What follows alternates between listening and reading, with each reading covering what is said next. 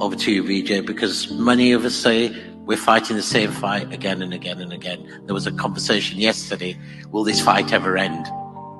Will this fight ever end? Well, first, Asad, thanks for forcing me to come to Glasgow.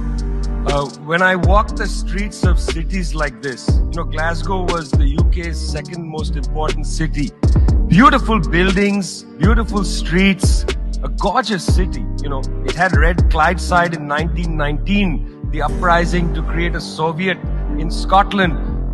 But it was, crushed, of course. When I see cities like this, I think also about the other side of it. There's a phrase from Walter Benjamin, every monument of civilization is also a monument of barbarism. I think of the famines in Bengal, the jute workers in Bengal sending jute to Dundee through the Glasgow port. I think of human beings from Africa enslaved and brought from Ghana to the New World, and all those profits getting sucked into cities like London and Glasgow. Between 1765 and 1938, the British Isles stole $45 trillion pounds from India, 45 trillion sterling from India.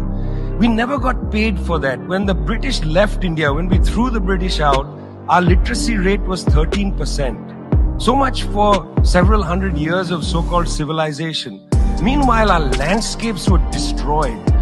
Coal was foisted on India. You foisted coal on us. You were the ones that came and made us coal dependent.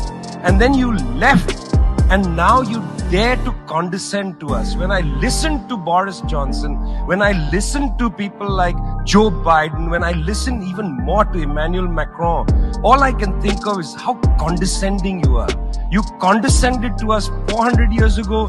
You condescended to us 300 years ago. You condescended to us 200 years ago. You condescended to us 100 years ago. You're condescending to us today. You only know condescension because for you, colonialism isn't something that happened in the past and we defeated you. It's not that. For you, colonialism is a permanent condition. And that permanent condition happens in two ways.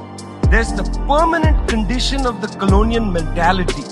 You want to lecture us. You want to tell us that we are responsible for all the problems because you'll never accept that you're the one principally to blame.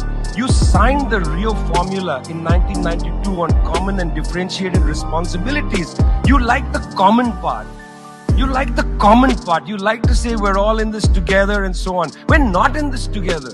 The United States, 4-5% of the world's population, still uses 25% of the world's resources. You outsource production to China and then you say China is the carbon polluter. China's producing your buckets. China's producing your nuts and bolts. China's producing your phones. Try to produce it in your own countries and see your carbon emissions rise. You love lecturing us because you have a colonial mentality.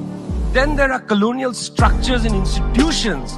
You lend us money, and every time you lend us money, which is our money, every time the International Monetary Fund comes to our societies and they tell us, here's the money we are giving you. No, it's our money. You give us our money back as debt, and then you lecture us about how we should live.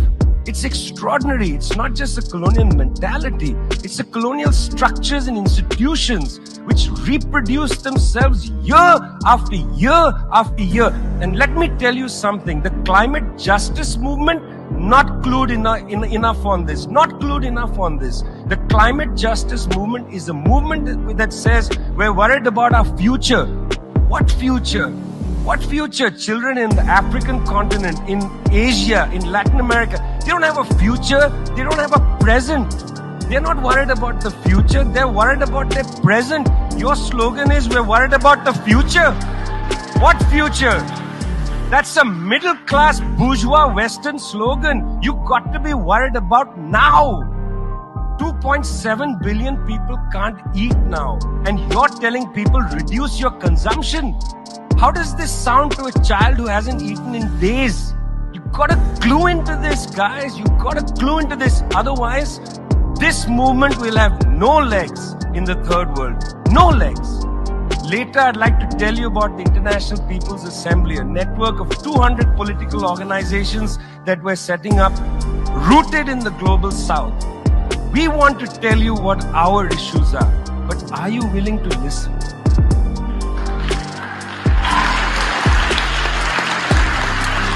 Thank you, Vijay.